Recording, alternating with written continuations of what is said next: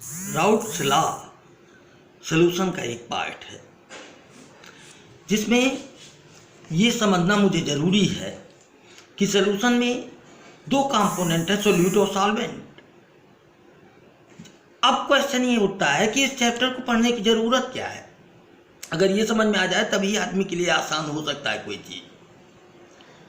आप सोचिए कि ब्लड के अंदर ऑक्सीजन डिफ्यूज रहती है, वो जीवन का कारण है। फिर पानी के अंदर ऑक्सीजन डिफ्यूज रहती है, जीवन का कारण है। वो भी तो एक सलूशन हुआ जिसमें गैस और लिक्विड मिलके बने। जहां पर हम गैस लिक्विड के डिफ्यूजन की बात करते हैं कि कैसे गैस घुली है, तो उसे तो हेनरी लॉ कहा गया। जबकि बहुत आसानी से समझा जा सकता है हेनरी लॉ को कि जैसे जैसे हम प्रेशर डालेंगे वैसे वैसे वो क्या होगा, उतनी ज़्यादा गैस डिफ्यूज होती चली जाएगी। जैसे कि यहाँ पर लिया जाएगा कोई टेस्ट ट्यूब और टेस्ट ट्यूब के अंदर पानी लिया जाए और पानी के अंदर हम इसके गैस का सलूशन बनाना चाहें तो इसको क्या करेंगे, इसमें डालने पर जैसे ही फूकेंगे बड़ी तेज बबल्स बनना चालू हो जाएंगे। यानी गैस का इसमें डिसॉल्व होना ये डिपेंड करता है प्रेशर पर। और क्योंकि दो चीज़ है, पानी और गैस दोनों है, तो कहने का मतलब गैस का कितना फ्रैक्शन है वो बताएगा कि गैस कितनी डिसॉल्व हुई। जैसे पूरे में 1/3 मोल फ्रैक्शन है किसका, गैस का, और पूरे मालिक्यूल गैस और वाटर मिलाकर के 9 है, तो गैस का प्रेशर कितना हुआ, 9 × 1/3। एक कॉमन सेंस से बता देगा आदमी। वही बात आती है कि हम, लेकिन ये पढ़ने गैस का पानी में डिसॉल्व होना, ये तो हेनरी लॉ है कि directly pressure is directly proportional to mole fraction of the gas. यानी कितना फ्रैक्शन है भाई, 9 मालिक्यूल होंगे और उसमें गैस के मालिक्यूल अगर 1/3 है तो कितना होगा प्रेशर, 3 मालिक्यूल से ही तो होगा, 3 3 9। वो कहने का मतलब जितना। अब ये तो हुआ हेनरी लॉ। राउट लॉ क्या है कि अगर पानी के अंदर हम कूलेंट भर दें या स्प्रिट डाल दें या कार वार में जितने कूलेंट यूज होते हैं, अब वहां पर ये देखना पड़ता है कि कितना प्रेशर अप्लाई करें कि वो ब्लास्ट ही ना कर जाए कहीं। तो वहां पर लिक्विड, वोलाटाइल लिक्विड का या किसी भी लिक्विड का वाटर में डिसॉल्व करना, ये किस पर निर्भर करता है, ये भी मोल फ्रैक्शन पर ही निर्भर करता है। यानी हेनरी लॉ और राउट लॉ एक दूसरे से कहीं ना कहीं संबंधित हैं, क्योंकि जितना प्रेशर लगाएंगे उतना ही मोल फ्रैक्शन डिसॉल्व होगा। अब इससे पहले मुझे वेपर प्रेशर समझना बहुत जरूरी है इस चैप्टर में। वेपर प्रेशर जैसे एक चीज समझी जा सकती है कि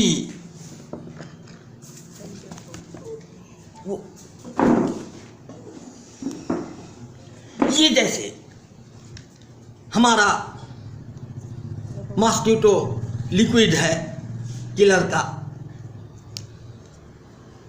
अब इसमें ऐसा लिक्विड भरा है, ये भी तो सलूशन है, कि जिसको अगर प्लग में लगाए और तुरंत ही यहाँ से वेपर निकलना चालू। यानी इसका वेपर तो बहुत तेज निकल रहा है, यानी वेपर प्रेशर ज़्यादा है। उंगली लगाएं तो प्रेशर ज़्यादा लगेगा, लेकिन टेम्परेचर क्या करना पड़ेगा, बस केवल 1-2 डिग्री देंगे तो ये उबलना चालू। तो यानी जिसका वेपर प्रेशर अधिक है उसका बॉइलिंग पॉइंट कम है, और जिसका बॉइलिंग पॉइंट अधिक है उसका वेपर प्रेशर कम है। एक दूसरे से यही नाता है।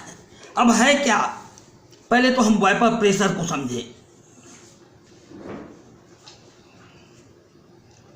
प्रेशर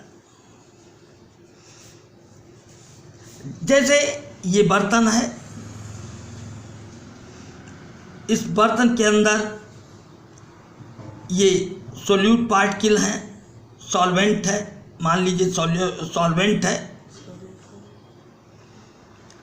तो सॉल्वेंट जब है तो इसकी वेपर उठेगी ऊपर, ये मॉलिक्यूल ऊपर जाएंगे,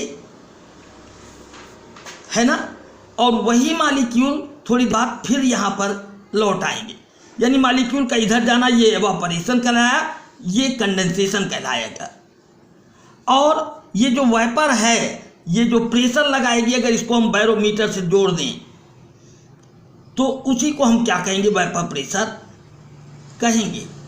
अब यहाँ दो बात आई कि अगर ये स्पिरिट होती तो वेपर प्रेशर बहुत ज़्यादा होता, तुरंत यहाँ से गैस निकलती और यहाँ पर प्रेशर लगाती, और ये मरकरी का एक तरफ लेवल गिरता और दूसरी तरफ बैरोमीटर में लेवल ऊपर चल जाता। लेकिन टेम्परेचर आपको कम देना पड़ता, क्यों? इसलिए बॉइलिंग पॉइंट कम होगा। यानी वेपर प्रेशर हमारा प्रोपोर्शनल है, इन्वर्सली प्रोपोर्शनल है किसके, बॉइलिंग पॉइंट के। यानी जिससे वेपर ज़्यादा बनती हैं वो तुरंत उबल जाएगी। एक कॉमन सेंस की बात है, स्पिरिट है तुरंत उबलेगी, तो उसको 1 ही 2 डिग्री टेम्परेचर देना पड़ेगा, जबकि वेपर उसकी प्रेशर ज़्यादा होगा। तो ये बात, अब यहाँ पर यही चीज़ हेनरी ने इसी चीज़ को कहा। अब मान लीजिए कि हेनरी लॉ, जैसे ये बर्तन है, बर्तन के अंदर यहाँ पर पानी है और पानी के अंदर ये ऑक्सीजन की बुलबुले हैं और इससे प्रेशर बढ़ रहा है, पानी का भी और ऑक्सीजन का भी। तो इस पर दीवारों पर जो प्रेशर लगेगा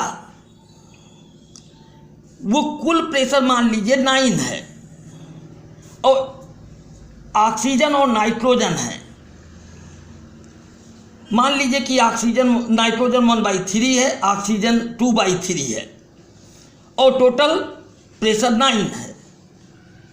तो ये कितना प्रेशर लगाएगा, 9, और ये कितना लगाएगा, 9 से मल्टीप्लाई करेंगे, 3 3 जा 9, और ये 3 3 जा 9, 3 जा 6। यानी ये तो डिपेंड करेगा कितना कौन है और पूरा प्रेशर कितना वेपर लगा रही है। यानी इसी से इन्होंने ये कहा था कि प्रेशर, जो पार्शियल प्रेशर है, ये जो लगेगा प्रेशर इसकी दीवारों पर, ये P1 कहलाएगा, और जो ऑक्सीजन और नाइट्रोजन लगाएगी उसे P2 कहेंगे। तो इन्होंने यही कहा कि P1 यानी पार्शियल प्रेशर, ये कुल प्रेशर जो होता है P0 और इंटू X माने मोल फ्रैक्शन के प्रोडक्ट के बराबर होगा। X1 क्या है, यही फ्रैक्शन है कि कौन कितना हिस्सा है उतने तो प्रेशर लगाएगा। यानी ये इक्वल टू होता है N1 अपान N1 प्लस N2। इसका मतलब क्या है कि कितना मोल सोल्यूट है और कितना मोल सोल्यूट और सॉल्वेंट है। यानी सॉल्यूशन में कितना हिस्सा है सोल्यूट का, और सॉल्यूशन में और सॉल्वेंट का कितना हिस्सा है। तो X2 इक्वल टू होगा किसके, सॉल्वेंट इक्वल टू जो ज़्यादा होगा वो सॉल्वेंट कहलाएगा, लेकिन रेशियो ऐसे ही आएगा।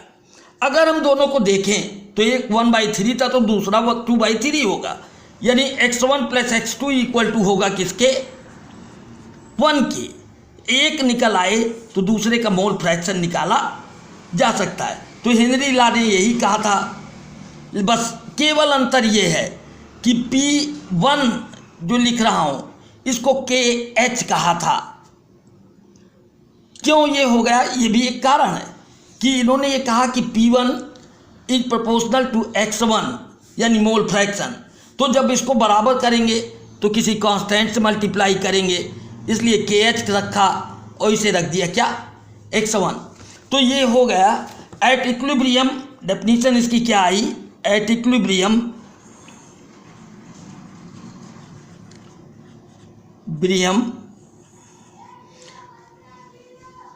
Partial pressure of a gas in a liquid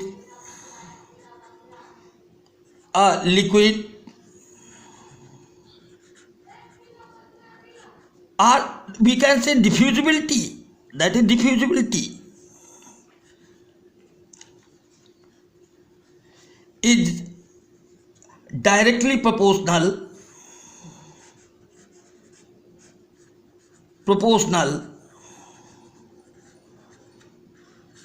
to mole fraction.